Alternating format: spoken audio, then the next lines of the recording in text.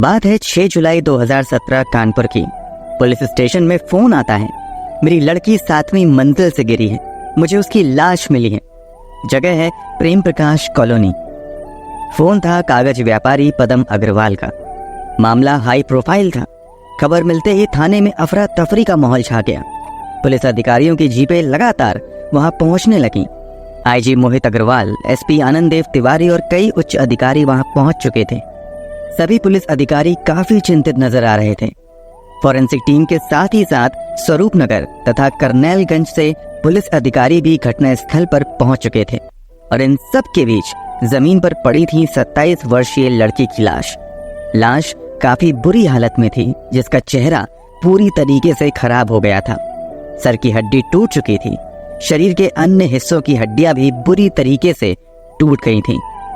हम बात कर रहे हैं ऐसी दर्दनाक मौत की जिसने एक चलबुली खूबसूरत और पढ़ी लिखी लड़की को देखते ही देखते लाश में बदल दिया। उसे ये मौत जन्मदिन पर सरप्राइज गिफ्ट की तरह मिली थी। क्या ये एक हादसा था या एक प्री प्लान्ड मर्डर? आइए जानते हैं इस हादसे का पूरा सच क्या था, और अगर ये मामला मर्डर का था तो कौन था इसके पीछे और आखिर उसका मकसद क्या था। अगर आपने अभी तक हमारे चैनल को सब्सक्राइब नहीं किया है तो जल्दी से सब्सक्राइब करें और बेल आइकन का बटन भी दबा दें ताकि आपको लेटेस्ट अपडेट मिलती रहे। दोस्तों, कहानी है हर्षिता अग्रवाल की और कहानी के बेहद अहम किरदार 4 हैं। खुद हर्षिता अग्रवाल, उसका पति उत्कर्ष अग्रवाल, उसका ससुर सुशील अग्रवाल और सास रानू अग्रवाल। 6 जुलाई 2019 को 11:21 पर सुबह कागज व्यापारी पदम अग्रवाल को कॉल आती है। कॉल उनकी बेटी हर्षिता अग्रवाल की थी। हर्षिता काफी टेंशन में लग रही थी। उसने कहा, पापा हमें बुला लो, हमारी सास हमें झाड़ू से मार रही है, ससुराल वाले मुझे मारने की कोशिश कर रहे हैं। पदम अग्रवाल ने तुरंत हर्षिता के ससुर से बात करने की कोशिश की, लेकिन उनसे बात नहीं हो पाई। पिता पदम अग्रवाल हर्षिता के घर जाने के बारे में सोच ही रहे थे कि 12:42 दोपहर एक बार फिर फोन आया, लेकिन इस बार यह उनकी प्यारी बेटी का नहीं बल्कि उनके ससुर सुशील अग्रवाल का था, जिन्होंने उन्हें एल्डोरेडो अपार्टमेंट स्थित अपने आवास पर तुरंत पहुंचने के लिए कहा। पदम अग्रवाल पत्नी संतोष और बेटी दीपिका के साथ वहां पहुंचे, लेकिन आगे बढ़ते ही उनके पैरों तले जमीन हिल गई। सामने पड़ी थी हर्षिता की लाश। हर्षिता के ससुराल वालों ने इस हादसे को आत्महत्या का मामला बताया। पुलिस ने कड़ाई से जांच पड़ताल शुरू कर दी और जांच पड़ताल के बाद पुलिस ने ऐसा सनसनीखेज सच खोज निकाला जिसे सुनकर आपका दिल दहल जाएगा।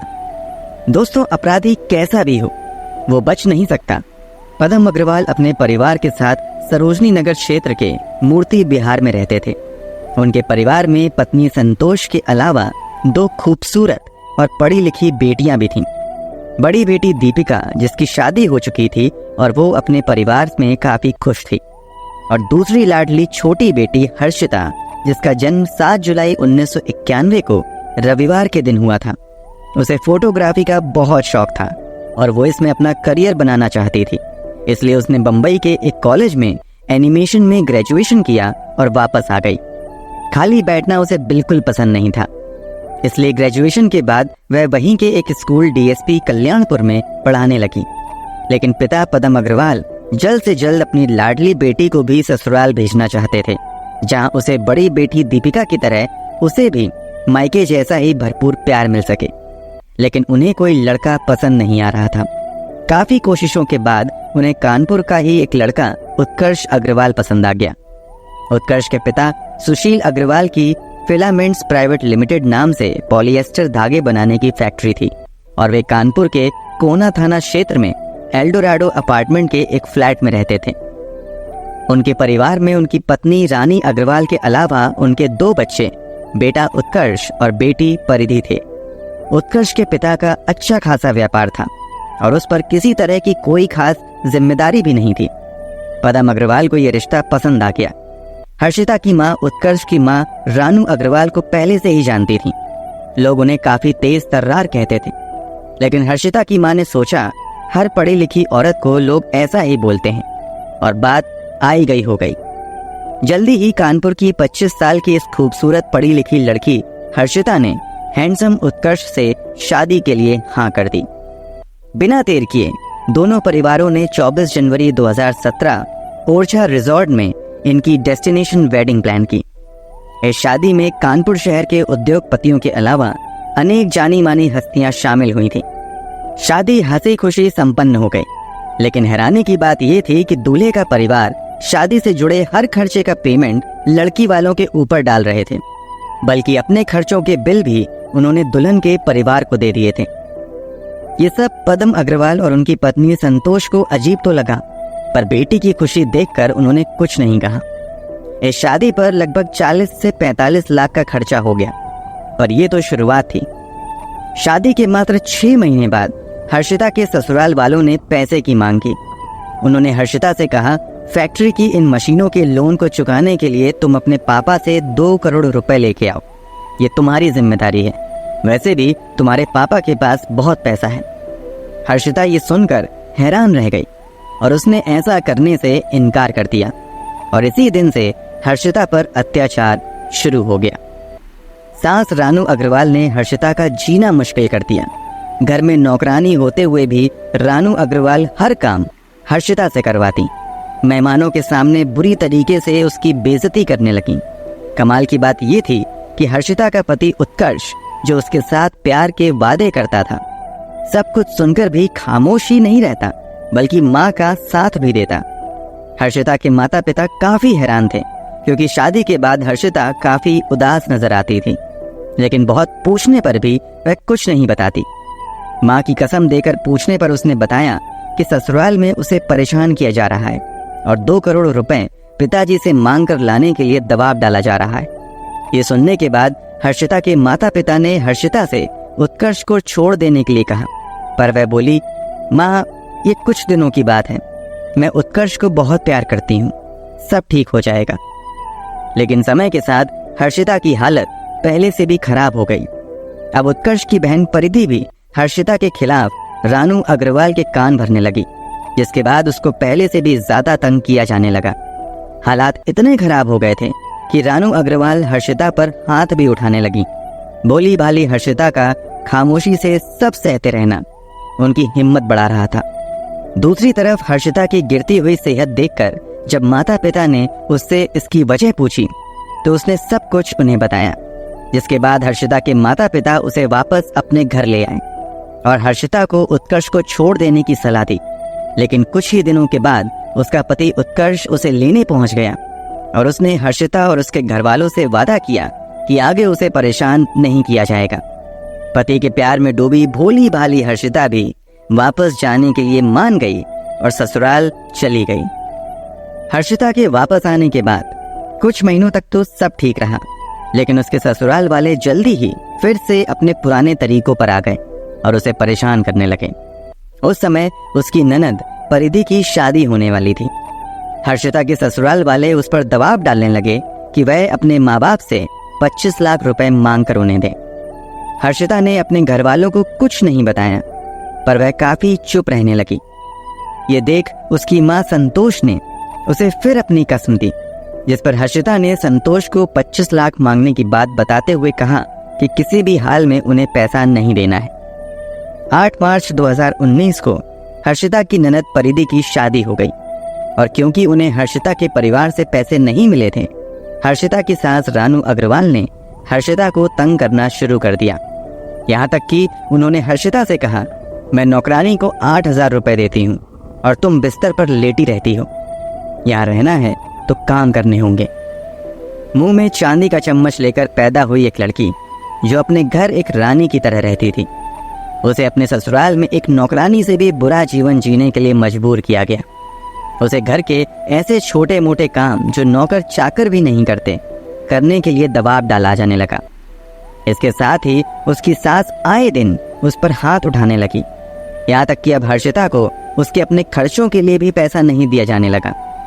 हर्षिता के पिता हर्षिता का हाल देख काफी दुखी थे। उन्होंने उसे डेली के इन टेंशन से दूर करने और जीवन में खुशी के पल लाने के लिए यूएसए की यात्रा पर ले जाने का प्लान बनाया। उन्होंने अपने दोनों के साथ यूएसए घूमने भेजा और साथ में खुद भी गए। उन्हें लगा शायद इससे बेटी के जीवन में कुछ चेंज आएगा। 15 जून को वे लोग वापस भारत लौट कर आए।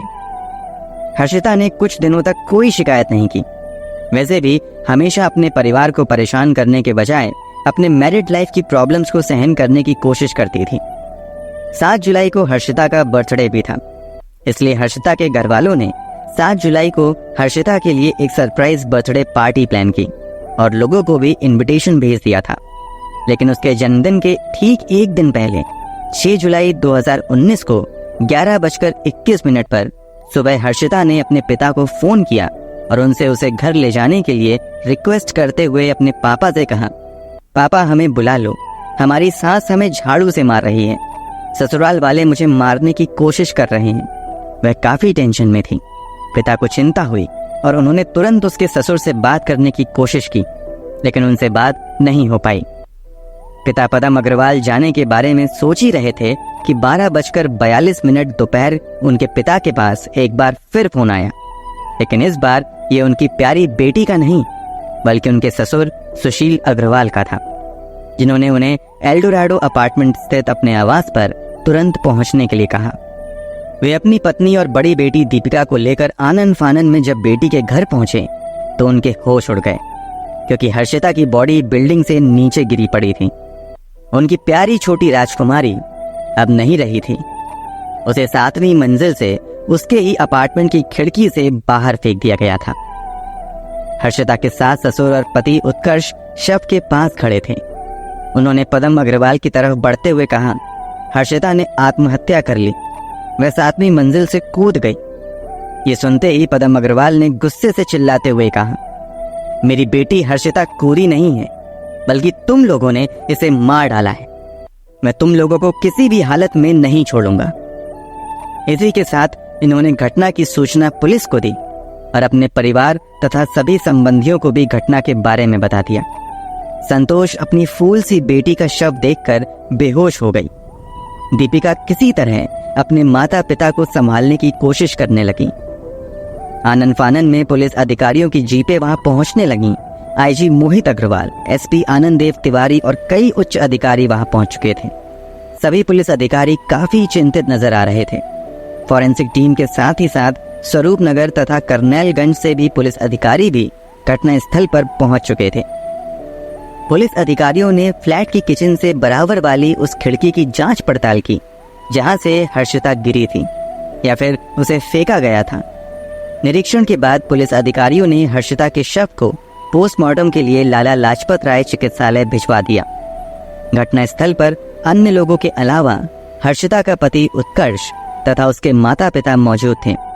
पुलिस अधिकारी ने सबसे पहले हर्षिता के पति उत्कर्ष से पूछताछ की तो उसने बताया कि हर्षिता से मैं कितना प्यार करता था, इसका सबूत मेरे पास नहीं है, मगर उसके जाने से सब कुछ खत्म हो गया। शादी के बाद हम सब बेहद खुश थे। उसका अपना फोटोग्राफी का बिजनेस शुरू कराने वाले थे। उसे आने जाने के लिए कार भी दी थी, कोई रोक टोक नहीं थी। 28 मई से 16 जून तक हम अमेरिका में रहे। तब भी फ्यूचर को लेकर सपने बुने, लेकिन क्या पता था कि सारे सपने टूट जाएंगे। घटना वाले दिन मैं और पापा फैक्ट्री में थे। मम्मी का फोन आया तो हम लोग आए। हर्षिता आत्महत्या नहीं कर सकती, वह खिड़की से नीचे कैसे गिर गई कुछ नहीं मालूम। हर्षिता के ससुर सुशील कुमार अग्रवाल ने पुलिस अधिकारियों को बताया कि जिस समय वह घर से निकले उस समय घर में सब कुछ ठीक ठाक था। दोपहर 12:30 बजे के करीब पत्नी रानू ने फोन करके बताया कि बहू हर्षिता अपार्टमेंट की खिड़की से गिर गई है। ये पता चलते ही उन्होंने हर्षिता के पिता को फोन किया और फौरन घर आने को कहा। फिर बेटे उत्कर्ष को साथ लेकर घर के लिए चल दिए। घर पहुंचे तो वहां बहू हर्षिता का शव नीचे पड़ा मिला। हर्षिता की सास रानू अग्रवाल ने पुलिस को बताया कि सुबह 9 बजे के लगभग उत्कर्ष अपने पापा के साथ फैक्ट्री चला गया। कुछ देर बाद नौकरानी शकुंतला आ गई। हर्षिता उस समय सफाई कर रही थी, उन्हें कुरियर करना था। जैसे ही वह कुरियर का पैकेट लेकर फ्लैट के दरवाजे के पास पहुंची, नौकरानी के चिल्लाने की आवाज आई, जिसे सुनकर वह वहां पहुंची तो उन्होंने देखा कि नौकरानी हर्षिता को ऊपर खींचने की कोशिश कर रही थी, लेकिन वह उसे बचा नहीं पाई।